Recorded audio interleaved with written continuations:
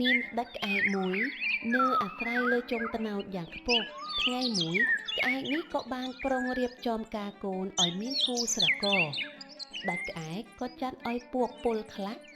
ហៅភ្ញៀវសត្វទាំងអស់មកស៊ីការចាត់ពលខ្លះទៀតឲ្យរកចំណីផ្លែឈើ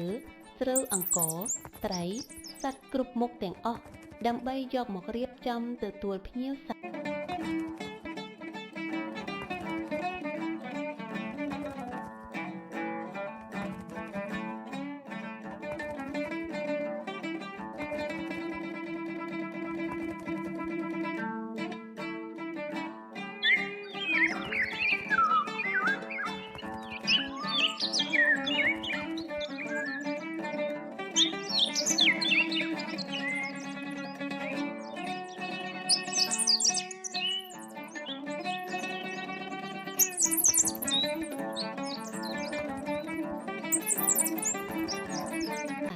លុះដល់ថ្ងៃកំណត់រៀបចំផ្សំផ្គុំកូនប្រុសស្រីទាំងពីរហើយពពុកសត្វទាំងអស់ដែលស្ដេចក្អែកបានអញ្ជើញបានមកជួបជុំយ៉ាងកក្រឹកកក្រែងស៊ីផឹកសប្បាយស្រែកហ៊ោកញ្ជ្រៀវលួនត្រហឹងពេញព្រៃនិយាយពីសត្វអណ្ដើកដែលស្ដេចក្អែកបានអញ្ជើញដែរក៏ខំវាក៏ខ្វេះក៏ខ្វស់ទុយនឹងគេដែរតែដោយហេតុជើងគាត់ខ្លីពេកក៏មកដល់ក្រោយគេ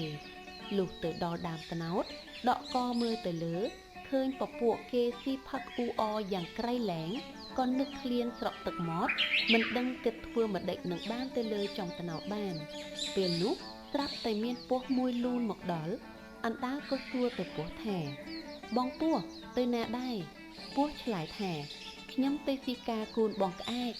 ចុះបងអណ្ដើកឯងមកទីនេះធ្វើអ្វីដែរខ្ញុំបំរុងទៅស៊ីការគូនបងក្អែកដែរពស់ថាបើដូច្នេះចូលបងអណ្ដើកឯងខំកន្ទុយខ្ញុំមកខ្ញុំនឹងលូនយោងឡើងទៅលើតែសូមប្រយ័ត្នមាត់កបន្តិចអណ្ដើកត្រេកអរណាស់ក៏ខំកន្ទុយពស់ភ្លាម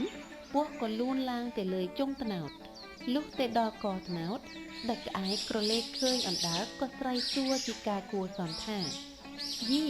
បងអណ្ដើកអញ្ជើញមកដែរអណ្ដើកភ្លេចខ្លួនឆ្លើយទទួលនឹងពីគួរសមនេះវិញថាបាទមួយរំពេកនោះអណ្ដើកក៏របូតមាត់អំពីកន្ទុយពស់ធាក់ពោកមកដល់ដីបណ្ដាលឲ្យខ្ទាំស្នោកនៅជាប់ស្នាមរហូតមកដល់សពថ្ងៃនេះឯងចំណីម្ហូបអាហារដែលប្រុងនឹងបានស៊ីក៏ខានបានស៊ីថែមទាំងមានគ្រោះថ្នាក់ដល់ស្រាំស្នោកទៀត